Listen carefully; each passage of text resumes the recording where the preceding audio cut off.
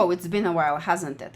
I lasted 4 months with my monthly illustration projects, and the fifth one took me a whopping 8 months. And I can only blame war and depression for the past 3 ones. Oh well, excuses, right? Be warned, there might be vague and downright mean spoilers for the Sourcery book in this video. If you haven't already read it, you probably should. This is probably the longest time ever it took me to read a book, especially a Terry Pratchett book. And this time around, I actually started drawing the picture before I finished reading the book itself. And I pretty much went with the latest mental image I had with multiple characters. Because I haven't really done a multiple characters illustration before. And then was as good a time as any, I suppose. I often say to anyone I recommend the Discworld books to, but it appears slightly more relevant in this case.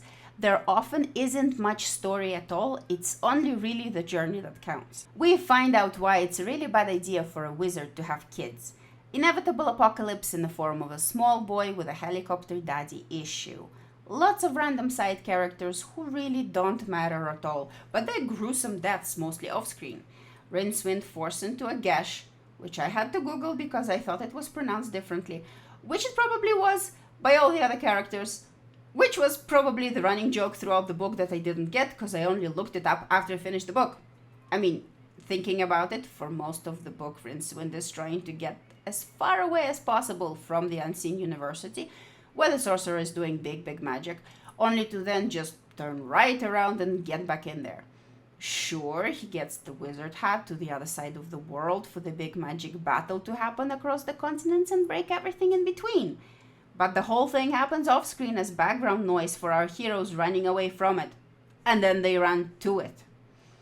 So it really doesn't matter if it was across continents or not, and it really didn't have all that much of an influence other than, oh, the world is breaking. But then, that's like every Wednesday for people on the Discworld. It appears. And by our heroes, I mean the foursome on the book cover. Kanina, or Kanina. I'm going to call her Kanina. Okay, no idea. Kanina, Nigel, the Seraph, and Rincewind. And the first three make no difference to the plot in any way whatsoever, and will probably never be mentioned again in any of the following books, and didn't really have an arc or any character development. I mean, sure, the luggage had a little crush on Kanina for a bit, drunk itself stupid, and got separated from Rincewind up until the very end, where it jumps into the evil black pillar portal to the dungeon dimensions. But again, the luggage doesn't actually do anything. It doesn't influence the story in any way, other than it scares a whole bunch of people, and those scenes are absolutely awesome, and I really like luggage, and I don't care if it had nothing to do with the story, if it was just there. That's like, what's it called? Fan service. Yes, just show me luggage. I love luggage. Can't draw luggage, it's very bad, but I love luggage. My feelings are somewhat confused. I love Pratchett's characters with their quirks, unflattering angles, and unabashed tropiness. And I really enjoy any scene the luggage is in, no matter how unnecessary. And I don't particularly care about the story as long as I get to enjoy the aforementioned characters in all their grumpy glory. But when I finally finished the book, 8 months later, I was left feeling uncomfortable, and not in the, oh, this is life-changing, I have to think and stew on this for a while way. I don't like the way most of the characters are casually thrown away at the end. I don't like the big solution to the apocalypse is the sister to the, and then they all woke up and none of this has ever happened and they didn't remember anything ending. I'm making a note of where we leave Rincewind off, stuck in the dungeon dimensions with luggage joining him at the last second, and a hint that he might come back for what's left of his hat that the librarian is keeping for him. We'll see. I actually don't remember if Rincewind appears in any of the other books. He probably does. I think so. Maybe in the Unseen University book where they do football. Maybe he plays music with rocks in it. Really don't remember. It's going to be interesting. I'm looking forward to finding out how he gets out of this one. Anyway, the scene I picked to illustrate is the bit where Rincewind, Kanina, and the luggage are attacked by 5, what I now realize should be masked, men in a shady alley upon their arrival in Al-Khali.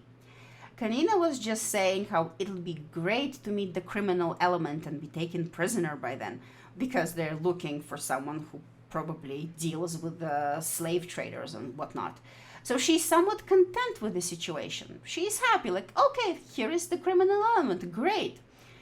But she's a little unsettled by the fact that all of her barbarian ancestry is screaming at her to not go down without an epic fight. She has no weapons on her, nothing. She's just kind of thoughtful, like, I should let them take us, but I really want to kick their butts. So that's what I tried to portray with, with this picture. Rincewind is very scared and worried, which is his normal state, and Luggage is slightly unsure of what to do because it's trying real hard to impress Kanina and stay on her good side. So it's not gonna just go eating everyone, right? It's like, should I do something? Should I not? I'm just gonna stay here and be confused. I think my biggest takeaway from this book is the fact that Terry Pratchett predicted the golden blue dress 27 years before that photo went viral. For anyone wondering, I'm talking about the flying carpet. I've also gained a deeper understanding of why everyday fantasy characters, especially women, are so scantily clad most of the time. Figuring out an appropriate dress choice that is true to the setting, story, and character while not looking ridiculously out of place is a pain in the butt.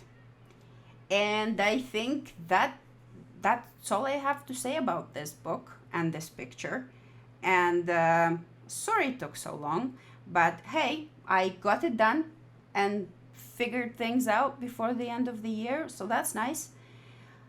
I will try to continue doing those projects in the upcoming year, but no promises. I am no longer going to commit to once a month, although ideally that's what I'd like to do, but no, taking that pressure off me, and we'll see how it goes. Anyway, thank you for watching, and bye!